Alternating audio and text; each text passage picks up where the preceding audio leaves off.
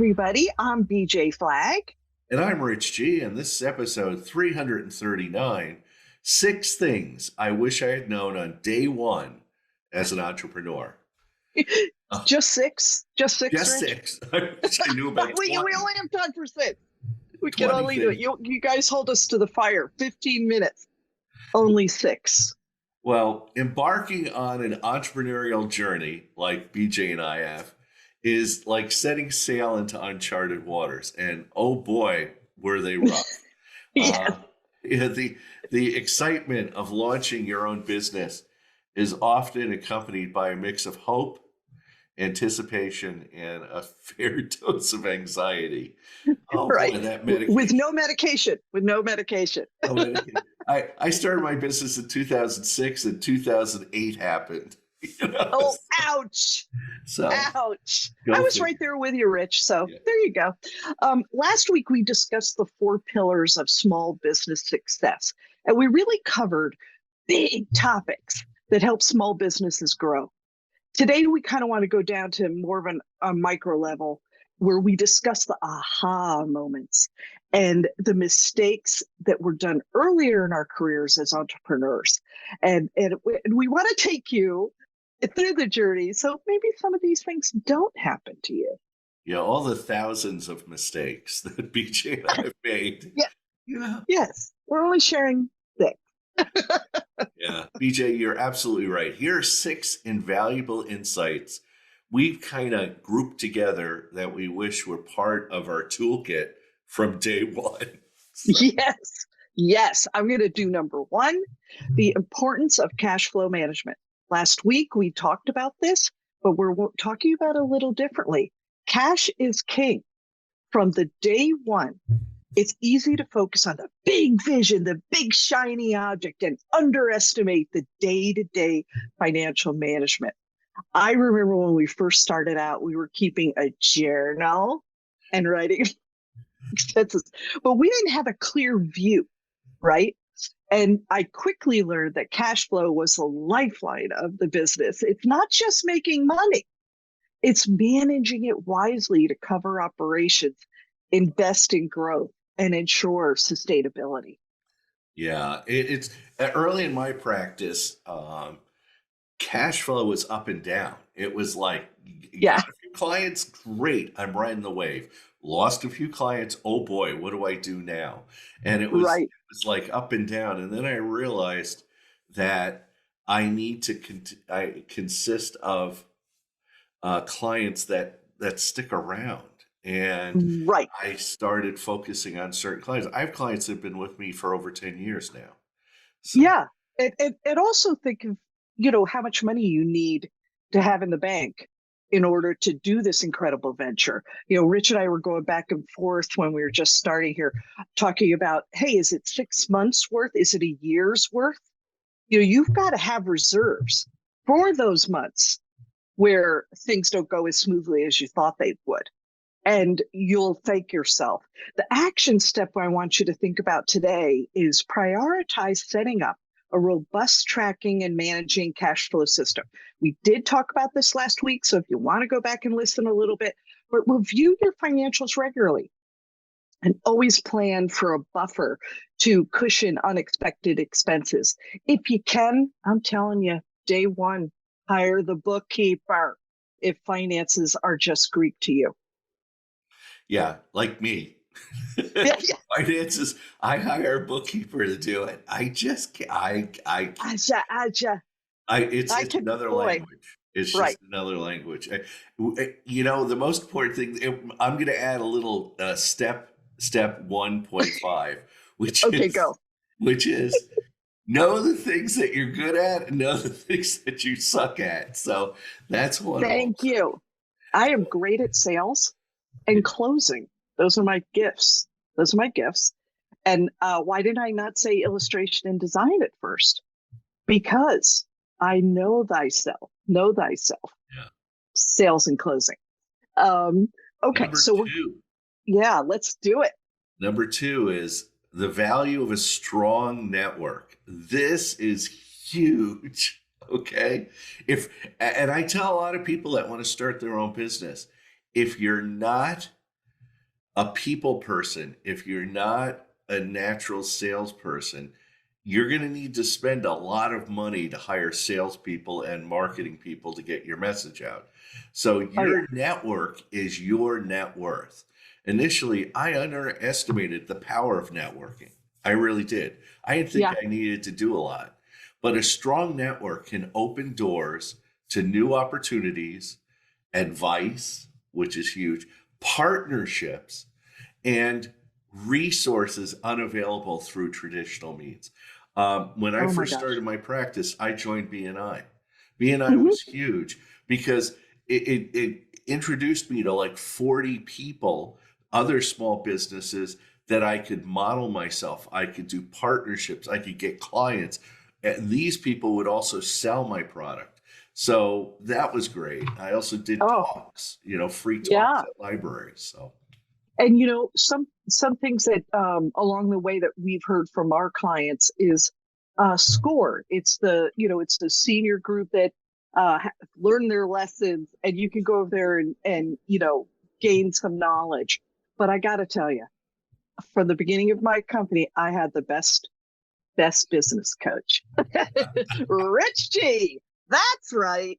and I And had the best marketing team, BJ there you go. Flag. And I kind of feel like we had aces in the hole. Like we had that ability to be winners from the get-go. Yeah. And that feeling of comfort of knowing, wow. And we also are just like we'll network anywhere. Grocery line doesn't matter. I'll do it anywhere. And consequently, we have a huge email list because of it. Well, where you need to take action is we want you to seek networking opportunities within your industry and beyond. Don't just get stuck in your industry. Go out there, attend industry meetups, join relevant online forums, and don't hesitate to contact people whose work you admire for advice and mentorship. There's a lot of money out there. People are afraid, oh, I'm Oh, not going to talk to my competition. Talk oh to your no, I am. competition. Oh yeah, it's coffee time. Number three, the need for adaptability. Embrace change. Do this from day one. Oh my gosh, the only constant in business is change. When what worked yesterday is not going to work tomorrow. I learned that adaptability is not just a trait, but it's a survival skill in entrepreneurship. Rich and I are avid readers and watchers of business as it goes through the weeks. We try new things and we also trash other things. Yep. We break it, we fix it, we adapt it, we succeed. And that, in my mind, is what has made us to and continues to make us adaptable. Yeah. One of the big aha moments I had a number of years ago was moving from weekly coaching to biweekly. I found that most of my clients wanted to talk biweekly. I thought Yeah, coaching was weekly. And there are a lot of yeah. coaches that coach weekly, and that's fine. Mm-hmm. Mm-hmm. Biweekly is great for me because it allows my clients to go off and get things done. Yep. It allows me to take on more clients. Second, a big one was using the program Calendly. I was always afraid of letting prospects and clients take over my schedule. And I was always afraid of them putting weird things. Guess what? It works. It eliminates the friction. Prospects are like, they're happy to use Calendly. They look at my calendar, they set up an appointment. I'm getting more prospects asking me for business than I ever have before using Calendly. Yeah, it's huge. It's a money changer for sure. I love it. In order to take action, stay informed with industry trends and be willing to pivot your strategy when necessary. So we're here, we're in the first quarter. You know, if you see something, you've got to pivot. Definitely, definitely. Encourage a culture of innovation within your team where new ideas and feedback are valued. Again, listen to our podcast last week. Unbelievable benefits there and nuggets that will kind of help you work with your team. Number four is the power of delegation. And this is huge. If you have a small business or practice and you try to do it all, you can't do it all. That's all I have to say about this. There we go. The Yeah. end. But in the early, no, in early in my practice, wearing every hat in business was tempting. I thought, well, I could do all this. I could do it. And Yeah. this approach was not scalable, and it led to burnout. I got burnt out trying to do everything. So delegating tasks allow you to focus on strategic planning and growth and your business, and Yeah. letting the ancillary stuff go away. And what you do best, what you do best. Now this is going back, but the E-Myth, right, Yeah. Rich? That book really made you understand, okay, at first you want to understand every one of the jobs that are within a firm. And yeah, sure, you're doing them all. You're holding all the hats. But the reason why you separate them out is the moment you can fix one of them and have somebody else do it, boom, go ahead and take that part off. So the E-Myth, great book, definitely. Also, take action. We want you to identify all the tasks that can be outsourced or delegated to team members. Again, the things that you're not good at, the things you don't like to do, you're probably not doing well. So delegate them out. Invest in training your team and trust them to take ownership of their responsibilities. I have a team working for me. BJ has a team working for her. Mhm. This is what we do. Yeah, that's right. That's right. And what's interesting, and I love to watch Rich. Rich watches me. Um, you're so creative with who are you going to use to help your team, and be on the team. I love that. I love that. And I've had a team that's been with me for quite a while. We have a new person. Everybody is mentoring that person. It's the best. It's so excellent to see that teamwork.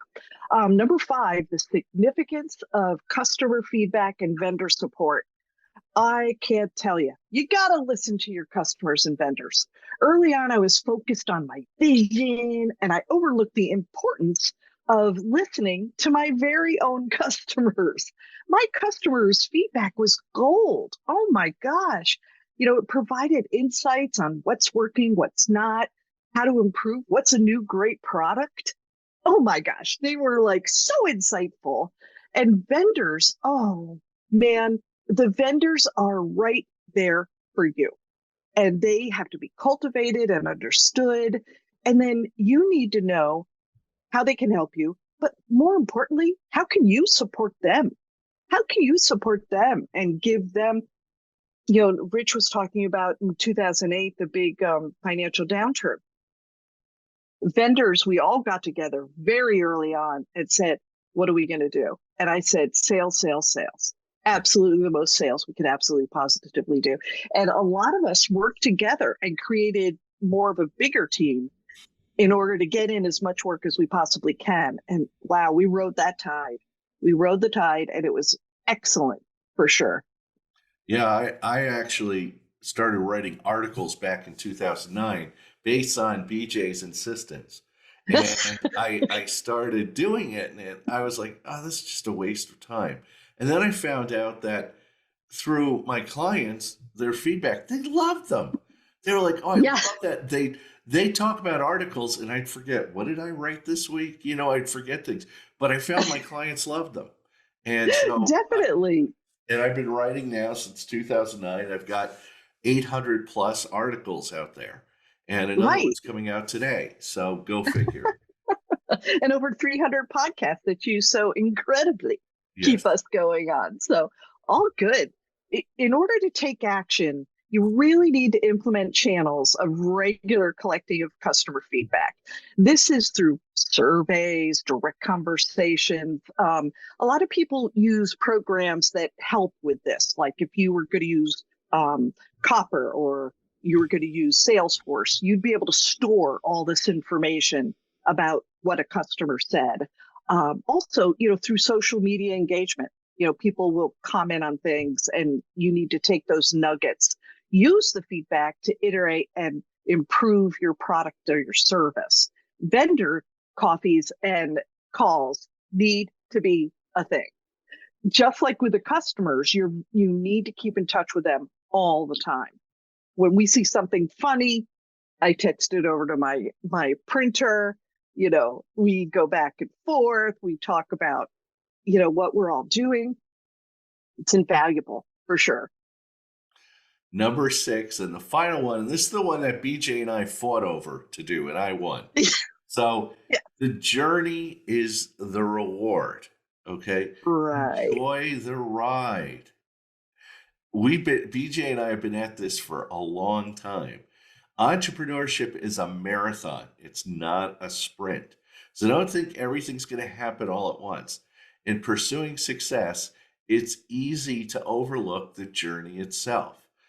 I wish I had known to savor the small victories and learn from the setbacks. Oh my gosh. You have said it correctly. I was leaving the other day from work and I'm locking the door and I turned around and I looked at my office building and I went, "Oh wow. Wow. Okay. Okay." And you need to take those moments and just say, "Holy cow, we have people working in multiple states. Everybody's doing fantastic. We love our clients, we love our vendors, and we love our town, and that to me, that's that moment that you really enjoy the journey for sure." Yeah. So to take action, BJ and I want you to set aside time to reflect on your progress and celebrate milestones, no matter how small they are. Embrace the challenges as opportunities for growth and learning. In hindsight, these lessons have been pivotal in really shaping our entrepreneurial journey. While entrepreneurship is inherently uncertain, arming yourself with these insights can equip you with to be able to navigate the challenges more effectively. Yeah, remember, every entrepreneur's journey is unique. Mine's unique, BJ's is unique. We go in different directions, but sharing our experiences and lessons learned can smooth the way to those who follow. And please share your experiences with us too. Oh my gosh, that is so right. We invite you to share this podcast on LinkedIn, Instagram, Twitter, TikTok with the hashtag the best small business show. And thank you for tuning in to the Best Small Business Show. If this episode has been valuable to you, subscribe, follow, and share it with other budding entrepreneurs who could benefit from our conversations. That's it for this week. You can catch me at newrenew.com and find Rich at richg.com. Thanks to our editor and producer, Richard Scalzo. Have an unbelievable week and catch you later.